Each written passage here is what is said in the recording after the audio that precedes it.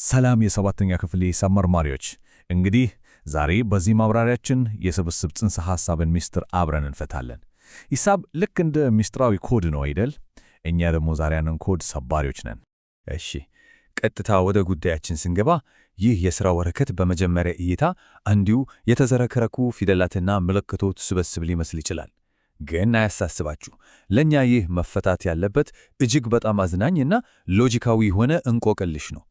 ታዲያ ይህንን ፈተና ለማለፍ መጀመሪያ የእኩልነትን ቋንቋ እንተረጉማለን። በመቀጠል የንዑስ ስብስቦችን ተዋረድ እንፈታለን። መረጃዎቹን በስዕል እናያለን። በመጨረሻም የጥያቄዎቹ ሁሉ አለቃው የሆነውን የመጨረሻውን የእውነትና ሐሰት ፈተና አብረን እንጋፈታለን። ክፍል 1 እኩል እና አቻ ስብስቦች፣ የመጀመሪያዎቹን ምልክቶች መፍታት። እንግዲህ የመጀመሪያው እርምጃችን በጥያቄ 1 ላይ የሚገኙትን ሁለት በጣም አሳሳች ምልክቶች ልዩነት መረዳት ነው። ምን መሰላችሁ? የእነዚህን ምልክቶች ልዩነት ግልጽ እናደርግ። በጥያቄ 1 ሲ ላይ ያለው የእኩል ምልክት ማለት ሁለቱም ስብስቦች ልክ በትክክል ተመሳሳይ አባላት አሏችሁ ማለት ነው። ስለዚህ አባባሉ እውነት ነው።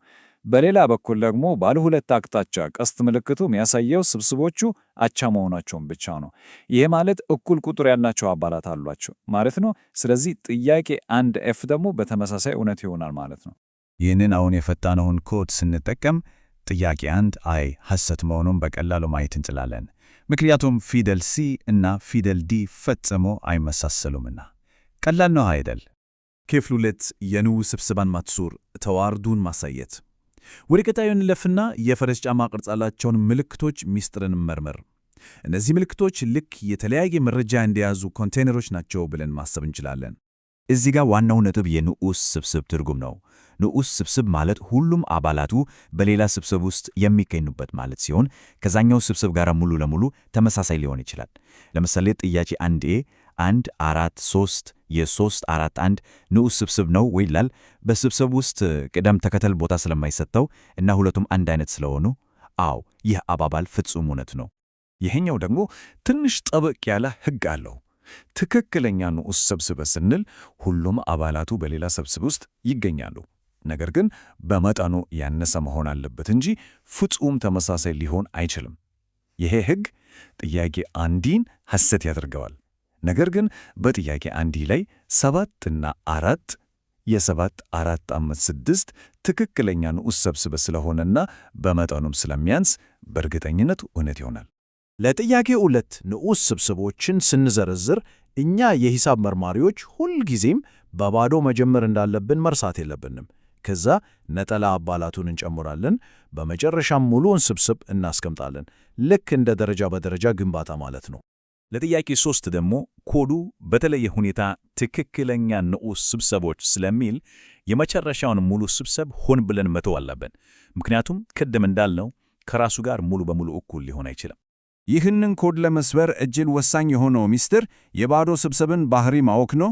በባዶ ክንፎች ወይም በተሰረዘ ዜሮ የሚወክለው ባዶ ስብስብ ሁልጊዜም የማንኛውም ሌላ ስብስብ ንዑስ ስብስብ ነው። ጥያቄ 1 ጂና 1 ኤች ላይ የተገለጸው ይህንን ሲሆን ሁለቱም ፍጹም እውነት ናቸው። ክፍል 3 በቬን ዳያግራም ማሳየት፣ ሚስጥሩን በስዕል መግለጽ። አሁን ደግሞ ወደ ጥያቄ 4 እና 5 ስናልፍ እነዚህን ፊደላትና ቁጥሮች ወደ ስዕላዊ መግለጫዎች የምንቀይርበት ጊዜ ነው። በነገራችን ላይ በቬን ዳያግራም መሳል በጣም አዝናኝ ነው። በጥያቄ 4 ላይ በስብስብ ኤን ውስጥ ያሉ ሁሉም ቁጥሮች በስብስብ ኤም ውስጥም ስለሚገኙ ኤንን ወክሎ የሚሳለው ትንሽ ክብ ሙሉ በሙሉ በኤም ትልቅ ክብ ውስጥ ከቆልፎ እንደሚገኝ አድርገን መሳል እንችላለን። ልክ እንደ እናትና ልጅ ማለት ነው።